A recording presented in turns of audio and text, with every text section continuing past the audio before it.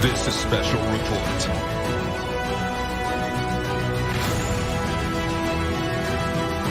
Black holes are one of the strangest things in existence. Neil Armstrong may have seen extraterrestrials on the moon.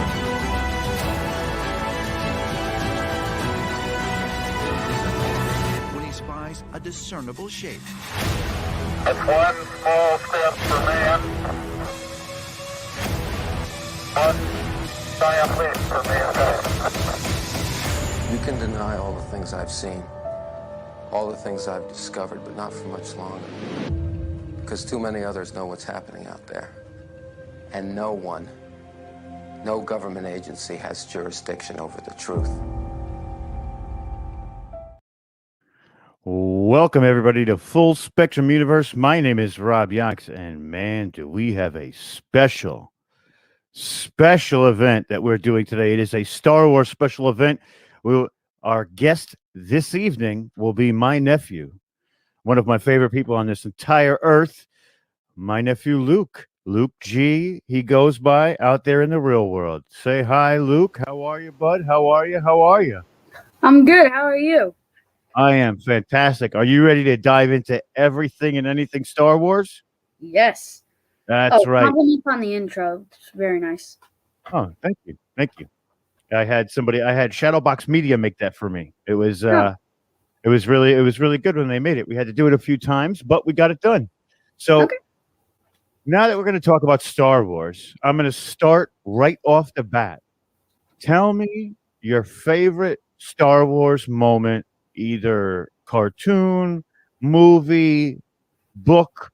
What is the ultimate Star Wars moment for you? Probably when... It's a really hard question. It is a hard question. Mm-hmm.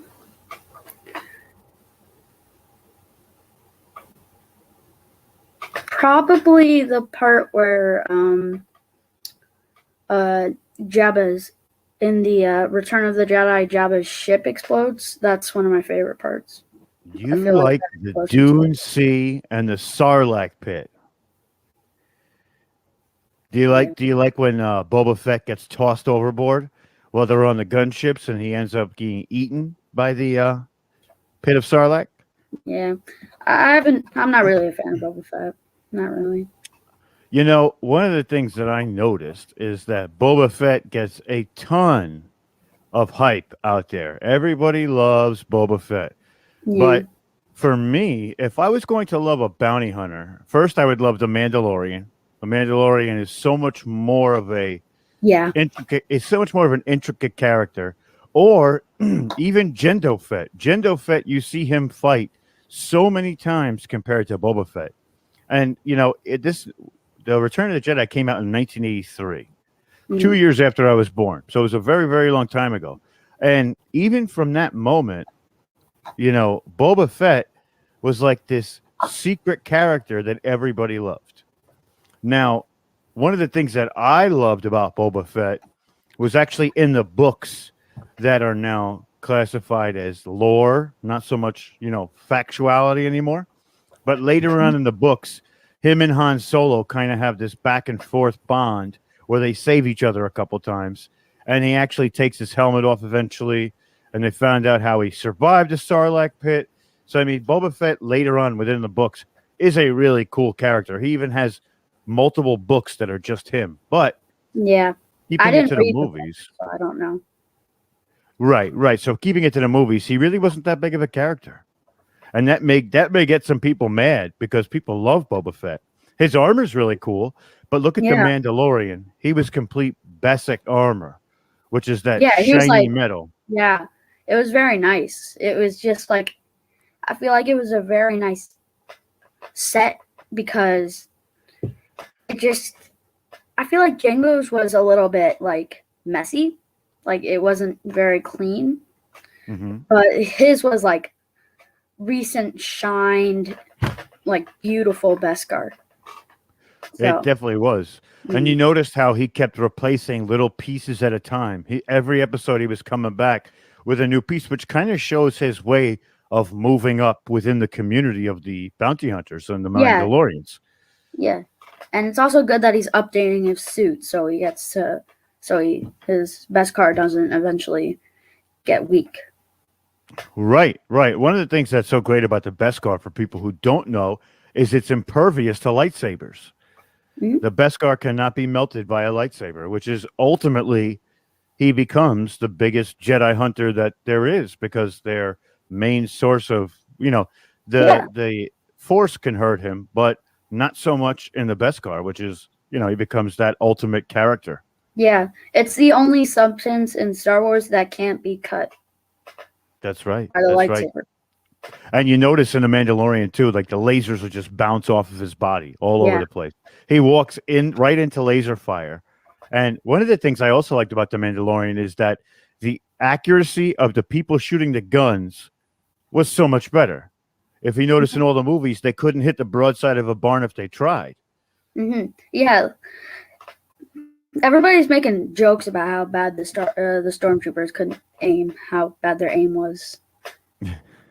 I think it's hilarious, to be honest. It is funny. It is funny. So, who's your favorite Jedi out of all the Jedis? I like Kit Fisto. Kit Fisto is very good. I remember one time we were talking about Plo Koon too, and Plo Koon is one of those. Is also one of my favorites. Yeah. I mean, he's just what the whole mythos behind, or the backstory behind Plo Koon, is that his race can't survive in the oxygen. Yeah, that's why he wears that mask. Yeah. Well, the thing is, on their home planet, they can survive without the mask. In their ship, they have special airflow that lets them be able to breathe without their mask. So if it got one of the pipes or something broke while they were in the middle of space, and they wouldn't be helpless. They'd be able to breathe because their ship has the filters and stuff. But also the goggles that they wear made it incredibly hard for them to see, which meant they really couldn't see that great. They were actually considered blind in the galaxy because their goggles couldn't they couldn't see. Right. And if you're a Jedi and you have the Force with you, a lot of it is sense. It's not so much your eyes. If you notice, Luke Skywalker, when he goes on the Return of the Jedi, when he goes into that last training mode, or maybe it wasn't Return of the Jedi, maybe it was The Empire Strikes Back, where he goes into that. The Empire Strikes Back. Right, he goes into the cave, and Yoda told him, "Don't trust your eyes. It's not always what you see." And a Jedi has to sense what's around him. So, I mean, ultimately, that might have actually enhanced their ability to be great Jedis, not being able to see. Yeah, but they had the Force, and the Force made them able to see because they feel. They use the Force to feel and see how.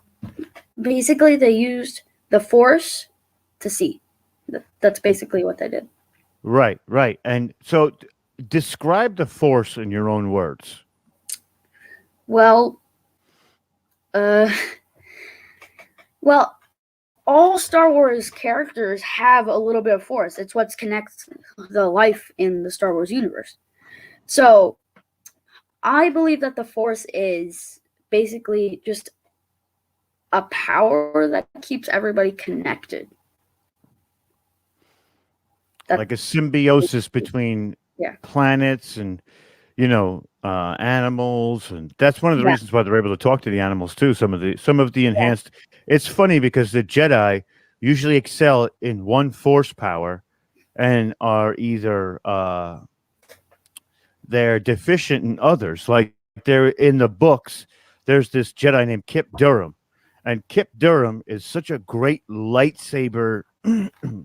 He's basically an artist with a lightsaber because of the Force, but he can't do telekinesis at all. Can't push things, can't pick things up, can't do any of that. But he also can see into people's minds as well. He just doesn't have that Force push. like other people have. It's really wild, but his son actually can talk to animals and use the animals, and that's his greater force power. Because when they get into this new era of basically the Jedi Order, they don't follow the same rules as the Old Republic. Yeah, so the Old Republic was completely different. There's attachment. There's a lot of different other things that happen, and they don't turn to the dark side. It actually makes them closer, and that's part of the mythos of Star Wars too. And this is why I love talking about this. And me and you have had some incredible conversations about We've Star had Wars. like great Star Wars conversations. It's awesome how much we know about it, and it's just fun to talk about.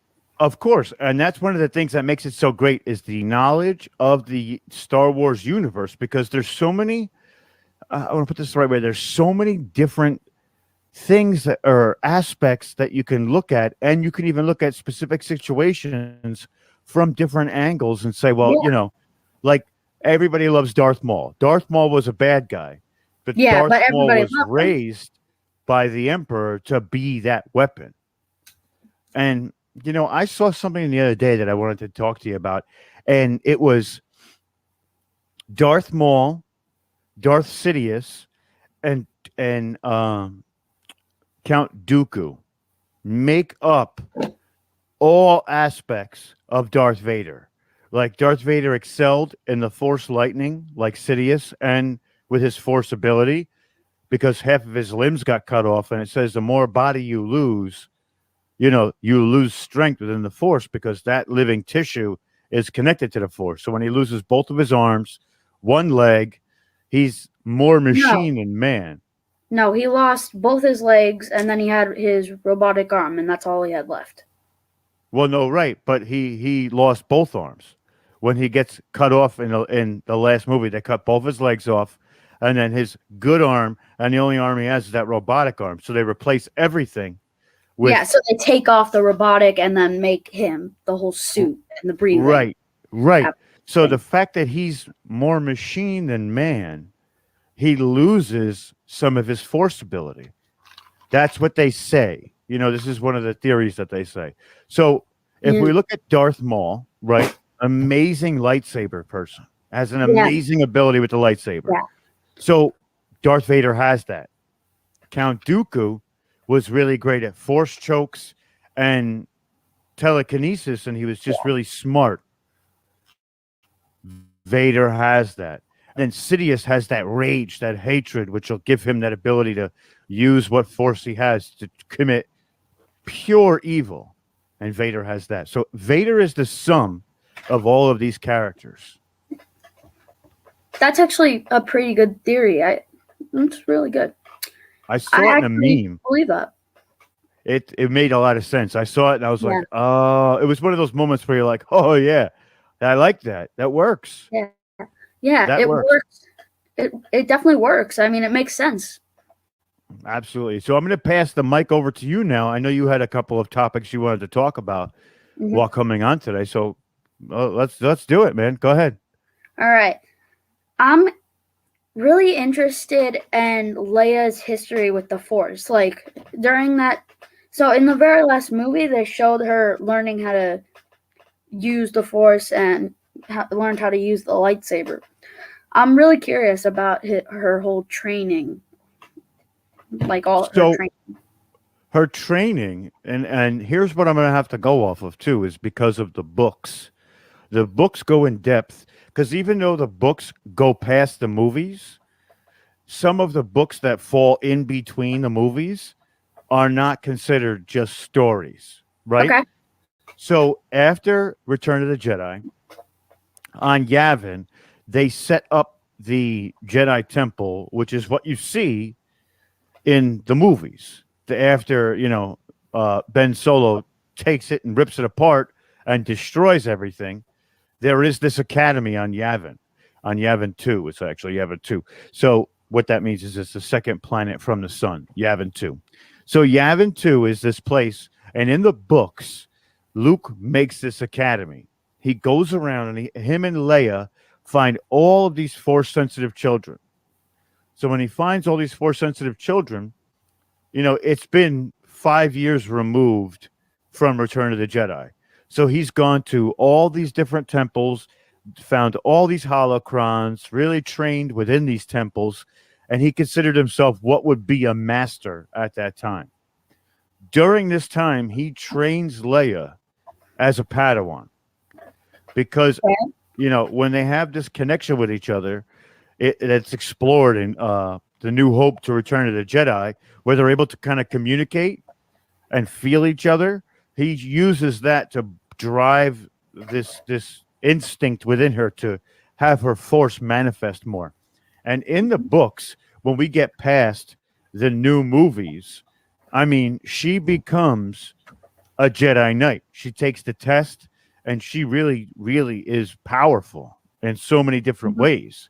Yeah, she even, when her ship got blown up in The Last Jedi, she could use the Force to, like, basically fly back into the ship.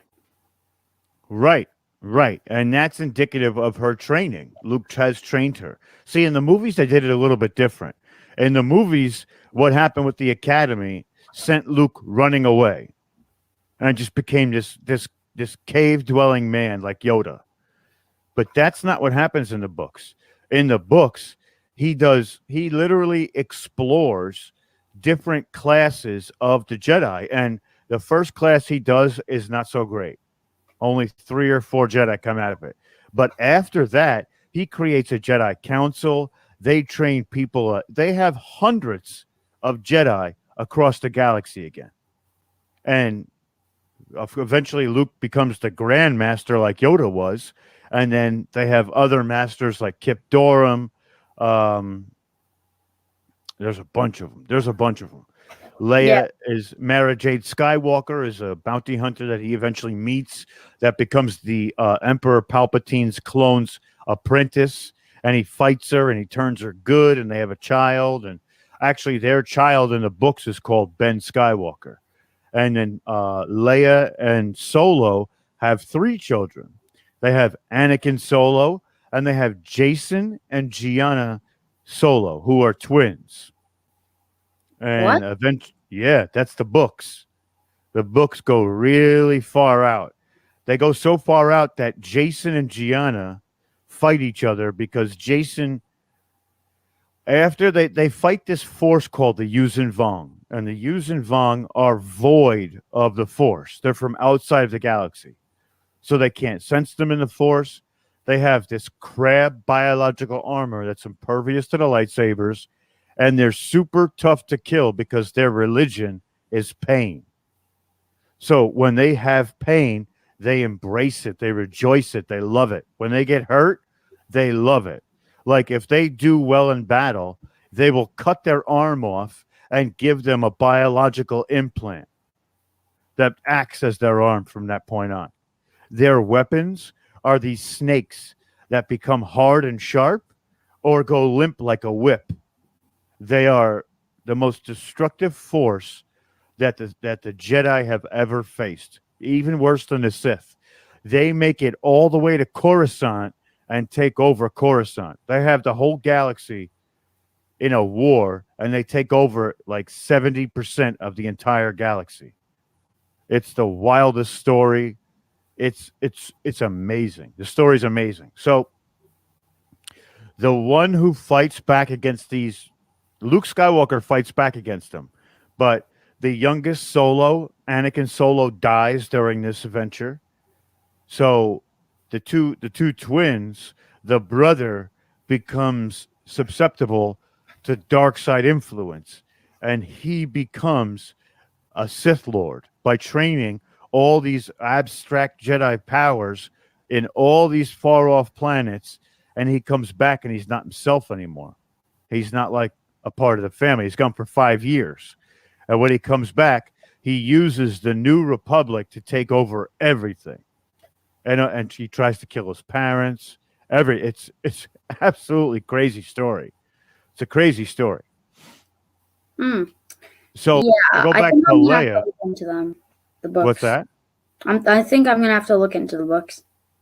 Absolutely. I have the whole list. I'll send it to you. I'll send you the list in the order in which you need to read them. So you don't have to read all the, because I have a lot of books that are like around that time that are extras, like the Boba Fett book and, the 501st, Starfighter Squadrons, all different types of stuff like that.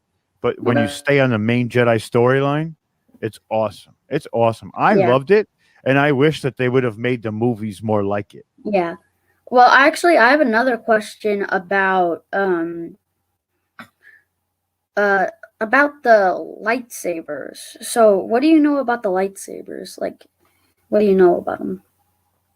In the Old Republic, what they used to do is they used to have these Kyber crystal mines, and the Jedi would walk through these mines until they found a crystal that would call out to them because there was such an abundance of crystals. Oh, and yeah. that's how they got the different colors. I saw that in the Clone Wars. Yes, in the cartoon. Yeah. It was Right. It was awesome. Basically, they just went into like a big like cave, a mine. And they would, if you had like a certain time limit, right? Like you had to get out before the door shut, but everybody had to open it by using the Force altogether. Right. The door would always shut behind you. I think you had for that particular episode. I think he did give them a time limit, but when they describe it and Luke Skywalker going, they have a book that falls in between Return of the Jedi and Empire Strikes Back. And if you notice, the end of the Empire Strikes Back and then Return of the Jedi, Luke shows up with a brand new lightsaber from blue to green. So he finds one of these kyber mines and goes into it and has to face off against entities that are in there that are like reminiscent of the old Jedi. And he goes against them and he finds the green crystal. And the green crystal calls out to him and he has to construct this new lightsaber with Yoda there. And it becomes this big, it's basically like a whole book.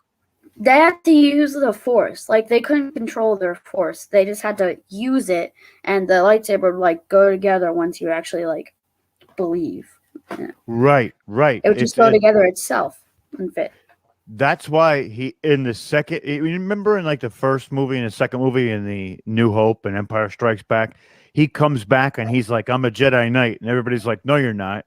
No, you're not." He's not truly a Jedi Knight until the third movie when he comes back in all black. Yeah, but there's a droid, right? There's like a droid that has all the parts for the lightsaber. To what, the lightsaber? Yeah.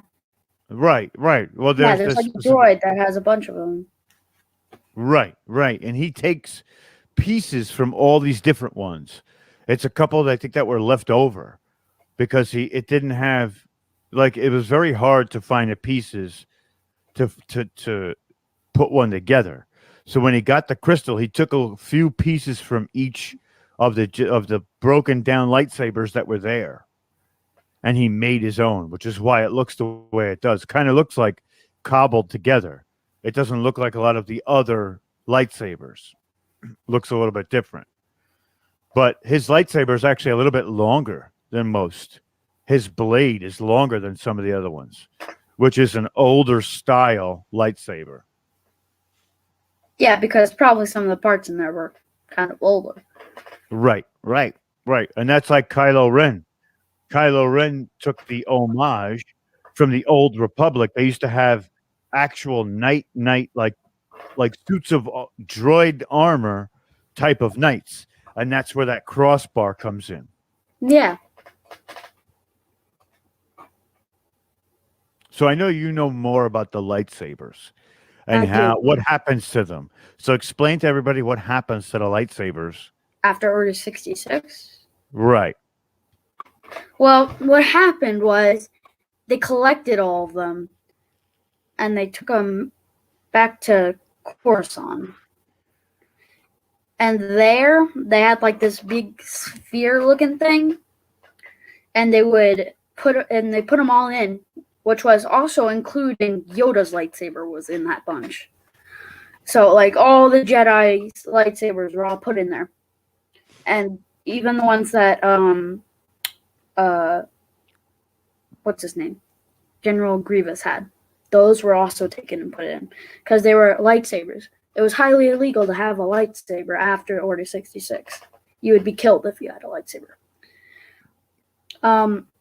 But so they would put them in like a big metal sphere, and they would heat that, and that thing would like basically melt all that down, destroy the kyber crystals, and then the metal would be used for parts.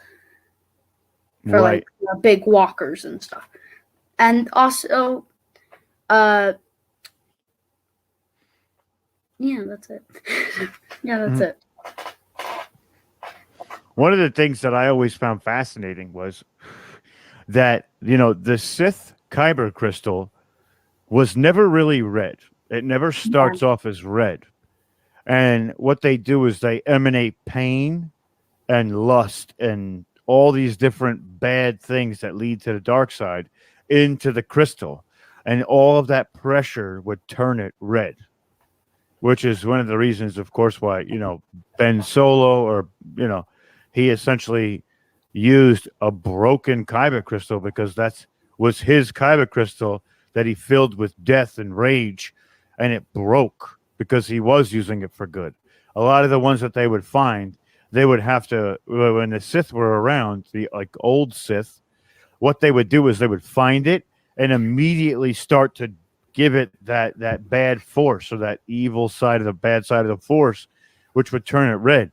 But because his was used for good for so long, which is one of the reasons why he had that cross guard, is because his crystal became unstable.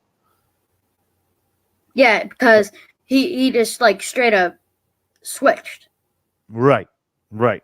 He said, "No, I don't want to be good anymore. I'm bad." Mm-hmm. And the crystal just couldn't handle it, and it exploded. Right. One of the things I can't wait for is they're going to do a new version of The Rise of Skywalker. That's going to be 4 hours long. 4 hours? They cut a lot of stuff out of it. There was another Sith that they cut out of it, which was Matt Smith, who played Doctor Who. He was right after David Tennant in Doctor Who, and he is another Sith. They have Benicio del Toro. They show him as just like a bad guy, kind of, but he is also working with the Sith at some points. There's a lot of stuff that got left on the editing room floor because of Kathleen Kennedy that they're going to put back into the movie. They think like it was just like they did with Justice League. You remember Justice League? It was like you watch the original version, you're like, oh, this is pretty cool. But then you watch the new 4-hour version and you're like, this makes sense. Now it makes sense.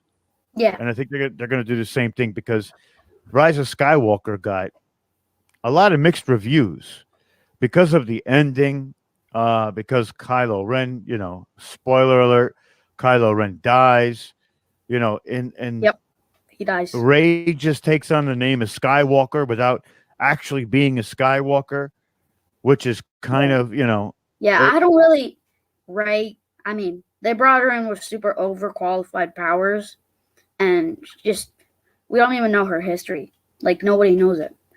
Where is she from? We know that her grandpa is Dark Sidious, but why did Dark Sidious kill her parents?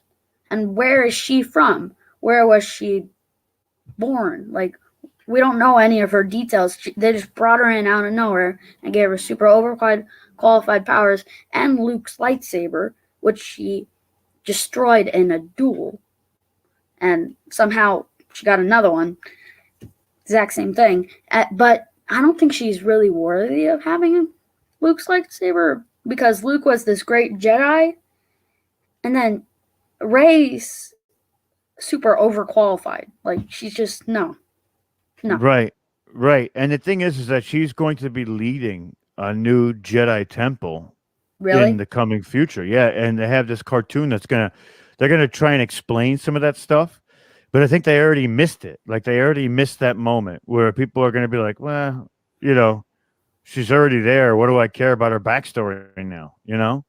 Like, why would I even care about her still backstory? care about her backstory. I'm interested in Of it. course, because we're gonna watch it because of our love for the Star Wars universe. Yeah, we But just like the the movie. fair weather fans not going to do that. They're going to be like, why would I have to buy Disney Plus to watch this cartoon to learn about these people that were in major motion pictures of 3.5 hours? Yeah. And one of the things that really, really it hurt the last trilogy was the middle one, The Last Jedi, because I don't see how they could just kill Luke Skywalker off like that. Yeah, I don't get it. I mean, he's so important. Chewie's the last one of Luke, Leia, Han. Chewie's the last one that was actually. It's just right. But what is he going to do to help Rey bring together children of the Force? What's Chewie gonna do? When I keep talking about the books, but in the books, Chewbacca actually sacrifices himself for Rey? No, for Anakin Solo when he's very young. So very early in the books, Chewbacca dies. Really? And you get it was an emotional moment for me because I love Chewbacca. So I was like, oh God, how could you kill? I wanted to throw the book across the room because I'm like, how could you kill off Chewbacca? Here's my theory. I just completely changed the subject. Now I'm talking about Finn. I think that here's my theory. Mm-hmm. I think that Finn's gonna come into the Jedi Order, and Rey's gonna teach Finn how to become a Jedi, and then Finn's gonna be like this big, great Jedi. That's what I think is gonna happen. I could see that. He was, him using the lightsabers in the movie was like almost like a foreshadow moment, like it's gonna come, with training. He's gonna be a Jedi. Right. And I mean, I can't wait to see what they do with this next round of books that they have coming out called The High Republic. But see, this is what I don't understand. This woman, Kathleen Kennedy, who is like the executive producer with Jon Favreau and George Lucas, they let this woman take control of a lot of the Star Wars projects. And she's picking these moments in time that have zero significance. Like this High Republic era that they're going to bring in next is going to be basically in a time of peace. So what? Boring. Right. Like, what are they going to do? Why would you pick that time? Pick a war. Pick Mandalorian Wars. Are you kidding me? Go back to the Mandalorian Wars or the first Civil War, because the one we see in Star Wars is like the third incarnation of Civil Wars within the Republic. Yeah, or there was other Jedi other than Yoda that survived Order 66. Maybe they should make movies about the ones that survived and what they did after Order 66. Or like go past Rey. Ahsoka. What happened to Rex after Order 66? Right. Rex, because Rex took out his tumor thing. Right. They actually have the Bad Batch that started this week. Have you watched it? Yeah, I saw that. Yeah, I started to watch it.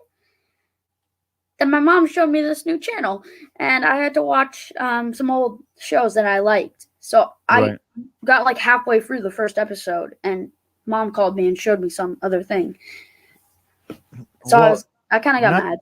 Right. Not to ruin it for you, but you get fixated to these 5 people that are the Batch, right? Yeah. They're just like the messed up. They mentioned They literally take one of those characters and split them up. Like, what?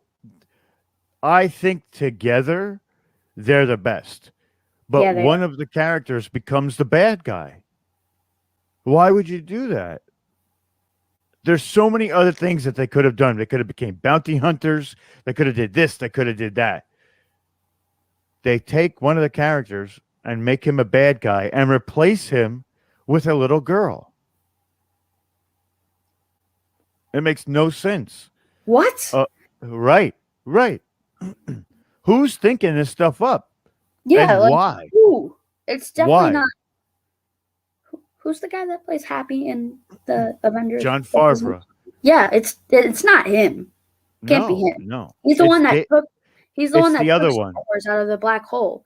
They Right. were like falling down with the last 3 movies, and then Mandalorian came out, and they like.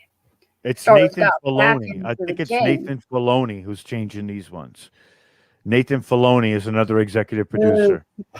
But I don't get it. Like, why? Why would you take a sharpshooter and make him a bad guy when we know that all of the clones are defective, so they don't follow the programming? So every time you see him before this episode, he's a rebel. And then when you see him in this episode, he's a conformist. Like, he just follows suit with the clone troopers all of a sudden. Makes no sense. No. Makes no sense to me. No, I don't like it. No. Hey, what's the? I'm gonna watch it. I mean, yeah. What's the little boy Jedi that was in the first episode? His master got killed like right in front of him. That's Caden.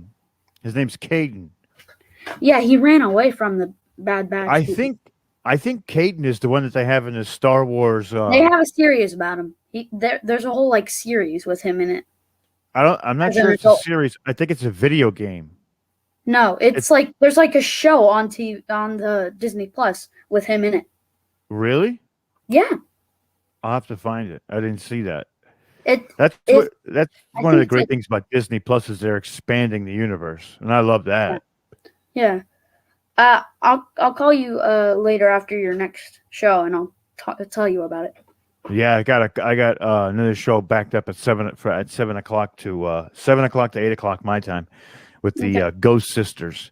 But yeah, so I mean, this is like, to me, if you had a choice of where you wanted to go with the next 3 movies, where would you pick?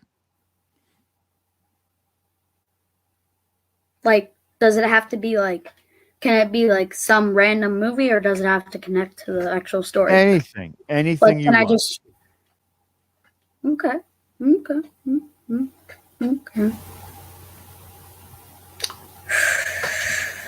I think they should make a series about. This is actually a show. I think they should make a show, not a movie. I think they should make a show about Chewbacca. I would like that. I would love that. And, in the books and even in some of the Clone Wars, you saw Wookiee children becoming Jedi. Yeah. Maybe like a Wookiee Jedi would be really cool. There was one Wookiee that became a Jedi, and he was so popular because of his wooden lightsaber. Yeah, that's right. He had the wooden one. That is the ultimate saber one that I was just talking about with you, where Yoda gave them the time in it. Right. He was in that one. Yeah. In the books in the future that I read that are like this, just like the myths now, there's a Chewbacca like Wookiee who is an amazing Jedi. He has a wood lightsaber too, made of the Kashyyyk tree, or the Kashyyyk tree, whatever, because the trees that they have on their planet are like strong enough to build cities in. They're so big, and he makes it from that, like he develops it from that tree. And he is a really, really great pilot, and he's a really great Jedi, and he becomes very close with the twins of the Solos, Jason and Gianna. And you see, if they would have brought these stories to life that I read, I really think that it would have done a complete transformation and would have taken the ability to go further and further and further. They could have just kept going, because in the books, it goes all the way to like after these sets of stories, which is the New Jedi Order, the Legacy of the Jedi, and the Fate of the Jedi is what it's all called. They go to like 500 years in the future to some distant relative of Luke Skywalker. I think his name is Zayden Skywalker. And he is like a complete badass. This kid is like just just like Luke, and he does really crazy stuff. Really crazy stuff. Okay. It's a really one of the things that Jack wanted us to go over was the Han Solo movie and Oh yeah, he wanted us to where go. it fits within a lot of people may have the same question and where it might fit inside of the full story. I mean, what's your take on it? Like where it fits? The whole, well, how the movie was. What was your, what did you like about the movie? What did you dislike? I thought the movie was an absolute success. I thought it was really good. I did too. Mm-hmm. It was good. It wasn't my favorite movie. My favorite movie is Revenge of the Sith, but it wasn't my favorite. But I still liked it. I love watching Darth Vader become Darth Vader. Yeah, Anakin it's so to Darth cool. Vader. Like just putting the helmet on is my favorite part because they like lower down the first piece and then they like connect it to his little like chin thing. Oh, right. Speaking of Darth Vader, do you have any idea how he eats? Because I know, and I kind of want to share it. Well, tell us. Share it. All right. So when he takes off his helmet in the Return of the Jedi, you see like two little tubes that are close to his mouth, right? Mm-hmm. Like metal tubes. Right. They squish up food. Like they make like a mush. Like a mush food, yeah, and he eats out of that. But the reason that he didn't tell anybody about that is because he wanted to make his troops more like scared of him, like he doesn't eat, he doesn't sleep. Yeah. He was creating a persona. Yeah. Also, the way that he goes to the bathroom, he has waste bags in his suit. That's kind of gross. That's gross. I know, it's disgusting. Imagine going into battle with a big pee bag on your side, like, oh, what am I going to do with this thing? What if the lightsaber goes through it? Like, yeah. Oh, also, guess who cleans it? Do I want to know?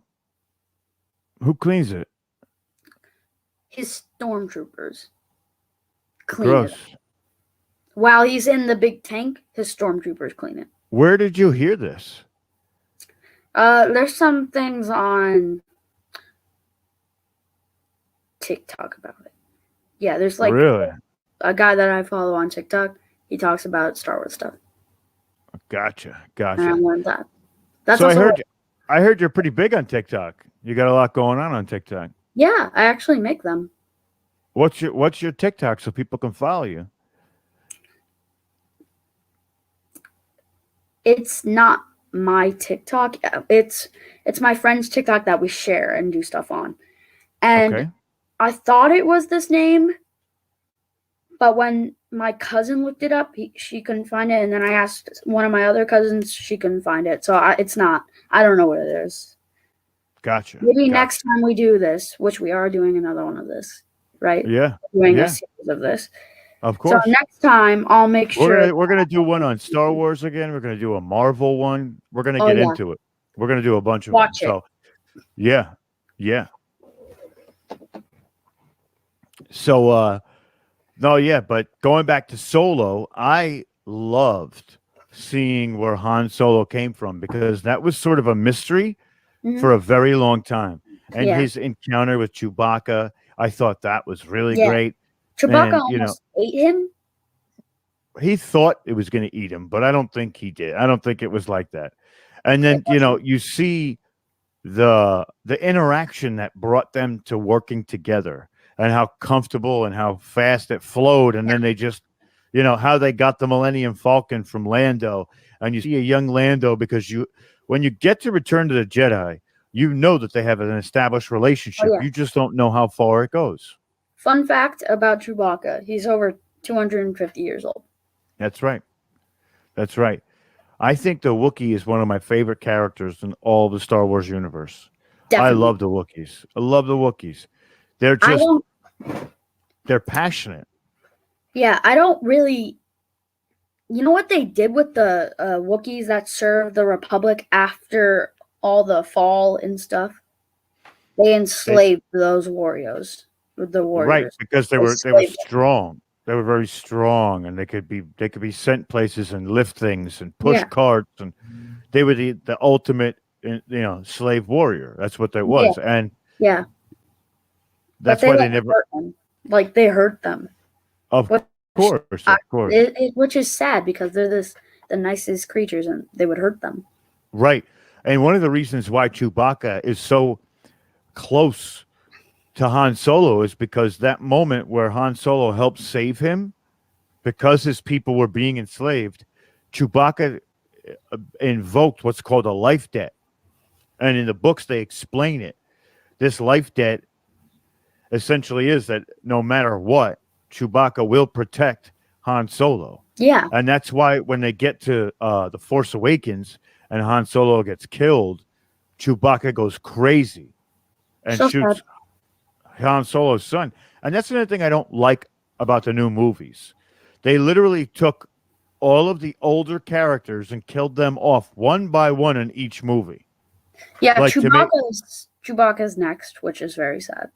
Well, right. If you're going to do this and you're going to kill these characters off, why would you not do it maybe in one movie and progress the story from there? They literally did it each person in each movie. That's gotta be like 3 last movies. It went Han, Luke, Leia. That's how it went. Right. And that to me is just like you're setting up a turning point in these movies to make the main characters get crazy.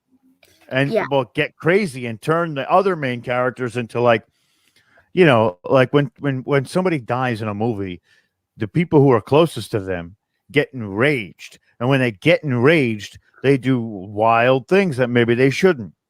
So now they use these deaths to push the story further. Mm-hmm. And to me, that's a cheap push. It's cheap. Yeah. You know what I mean? Also, it's very sad when you like the older movies. Like, I like a lot of the older movies. Mm-hmm. I like the new 3, but they're not my favorite. I don't really like them. But it's kind of like in between. Right. What they did is they put together this group of people and they tried to replace each one from the old group. And they shouldn't have done that. There should have been I get that there's a chemistry between all of them, but they added 2 droids, right? Yeah. Also, another 2 droids. They added Poe, Finn, and Rey to take over Leia, Solo, and Skywalker. Poe is the only one I like, but also I do like Poe. I like him, but Rey and Finn, come on, you could do better. It doesn't work for me. They literally took the same makeup of a group and just progressed it to different people. If you're going to do that, why not bring back the old 3 people and have them do it? Yes. Exactly my point. Also, I don't like how they brought in BB-8. I feel like BB-8 is trying to live up to R2-D2, and I'm like, you're never going to be R2-D2. Stop. No. R2-D2? No. You're nothing like him. Just stop. No. Right. And it comes down to, the first 3 movies ever were iconic. And they were just so iconic. And then they did the first 3 after that. What 3 movies were we talking about? Like the 3 New Hope or No. New Hope in that? Oh, okay. The actual original movies. Star Wars, A New Hope, Empire Strikes Back, Return of the Jedi. They're so iconic that when they made episodes 1, 2, and 3, that was cool because you kind of saw how Darth Vader was made. There was a purpose. You know what I mean? It didn't have the same characters. It had all the characters that you already knew from the original 3, and it just gave them a little bit more of a backstory. Yeah. With the last 3, they created these new characters without the character development like they did of the original 3. Yeah. So it doesn't work. It doesn't work for me. I love the movies because they're Star Wars. Yeah. Oh, but you did forget about one. They could Rogue have One. been better. Rogue One. Rogue One is a standalone. It's a standalone. And that was a good movie. I like that movie. That one was good, but everybody died at the end. Right. But the whole thing about Rogue One is they didn't follow that formula like they did. 3 people, 3 people, 3 people. They had more or less in certain aspects of it. They took a different approach to the Star Wars universe, which is what they should have done with the last 3. It's like the last 3 were done very lazy. They were using it just to make money. They were creating these characters with no real definition why they were creating these characters. They just created them. Sounds good. Put it into motion. Yeah. Like, yeah. Pretty much, I don't really like how they made the, I feel like the First Order is way too, like, it's just too much. It's the Empire. Too many troops against way too little people. I feel like they should have made a little bit more for the rebels because it's just that those were the only ships. Come on. Right. Well, here's the thing, right? So I looked in before in the older movies. Right. They had a couple. They had way more than that. Come on. Well, that's just it. You know, at the end of The Empire Strikes Back, they effectively destroy the Empire. Yeah. So what happens in the few years with the New Republic to get to another, all of a sudden there's another resistance again? Mm-hmm. Like they should have been able, it should have been the other way around. Mm-hmm. The New Republic should have been in power, and the First Order were insurgents, and they were going after them, and they were using tactics that were very, very malicious and not like within the art of war. They were just being like almost like a terrorist group. Mm-hmm. And then they had to find their base, like more of an investigative thing to stamp out the First Order. But like it wasn't. They just immediately going into that Force Awakens, the First Order's huge again. They own this much stuff and this, and that. And there's all these people are rebels again. They're all rebels again. Yeah, that reminds me. Another new character that I don't like, Rose. Pointless. Like, she's just pointless. Like, who is she? Why? Why did they make a big deal about her sister who we didn't even know? Like, well, they made a big deal about her, and she was only in the 8th movie. Like, she was only in the middle movie of this 3rd trilogy. And then the last movie, she was barely in it. Yeah. Barely. It was like in one scene. Like, that's kind of it. It makes no sense. And this is why it looks sloppy, because they're not following the same iconic formula that worked for the original 3 movies. Yeah, they brought her out of nowhere, just like Rey and Finn and Poe. They just brought them all out of nowhere. Like, also BB-8. They just brought all those in out of nowhere. Like, how does BB-8's head stay on that circle? Magnets? I'm pretty sure it's like really powerful magnets. That makes still like also, but it was like there was like a little bit of space levitating, I think. Right. They literally like took what R2-D2 was and made him more mobile and smaller. And then they have that other droid in the last movie. They have that other droid that's literally just like a cone. It's all he is. It's a little cone on a wheel. So instead of making the droids more elaborate as the future was ushered in, they made them like less elaborate. They were like more like rudimentary, like older. You remember in Rogue One, that droid that was the medical droid, like that was awesome. Or in Yeah. The Mandalorian, they had the assassin droid. That was Yeah, awesome. that was awesome. Like I love that droid. Yeah, I don't know why. It's like one of the most deadly droids. I love it. It was so great. It was so great. And you see that the Mandalorian used that droid to his advantage. He didn't just like, oh, good droid, pat him on the back. Like BB-8, what did he do? What did he really do? He found Rey, great, but Rey protected him. So what was his purpose? Even in those movies, C-3PO and R2-D2 were still the main best. driving force. Yeah. Right. They had the maps. They still translated. They were helping out. And then BB-8, all you hear is, and he runs around back and forth. Yeah. Also, when the ship explodes in The Last Jedi, his head disconnects from his body in some magical way. They were like a foot away, some magical way. Excuse me? Doesn't Don't make you any have sense. to like place it back on top?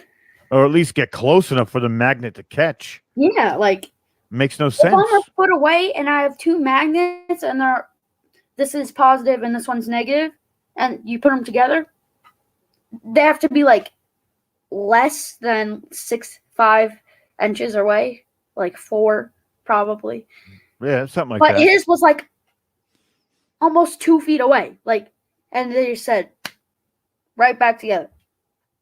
What? They made it more fantastical and less like you knew that the good guys were going to win, and they put insurmountable odds against them.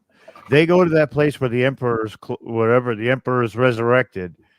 And first off, why wasn't the emperor in all of the movies?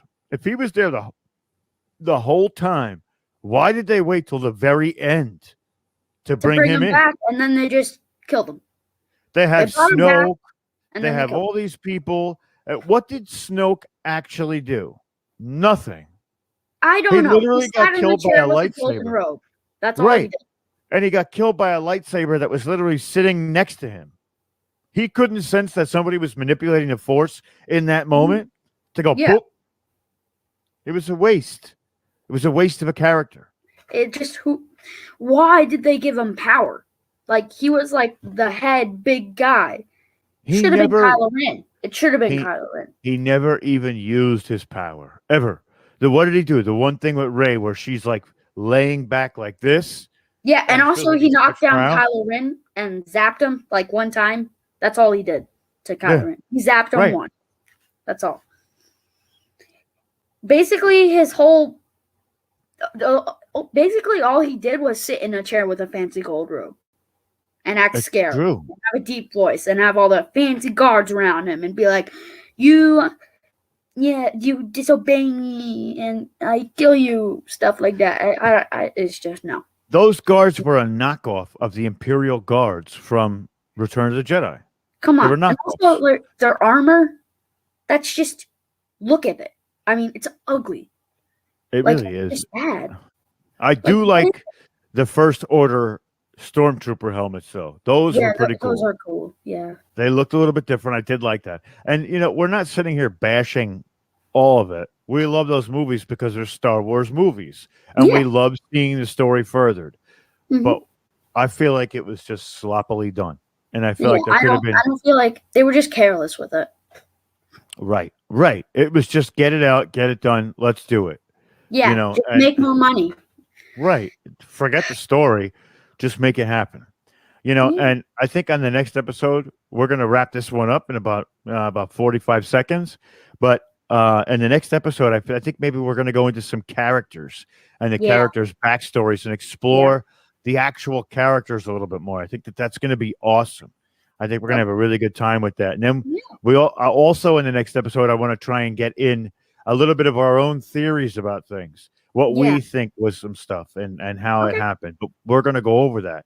So I'm going to give you a minute just to say thank you to everybody and goodbye. Go ahead. Yeah. Okay. Thank you, everybody. Make sure to subscribe to his channel and just thanks for watching. Bye. Awesome. And, This is my nephew. We have such a great conversations about this stuff.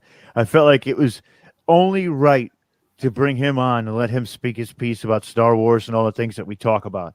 I think it's beneficial for people out there who love Star Wars because we go over a lot of stuff that they may not understand. Yeah. But this has been the Full Spectrum Universe Star Wars special event. And on that note, thank you all for coming into my universe and exploring some of it with us for a little while. And we will see you next time on Thank you for this privilege. Right. Thank you. And we'll see you next time on Full Spectrum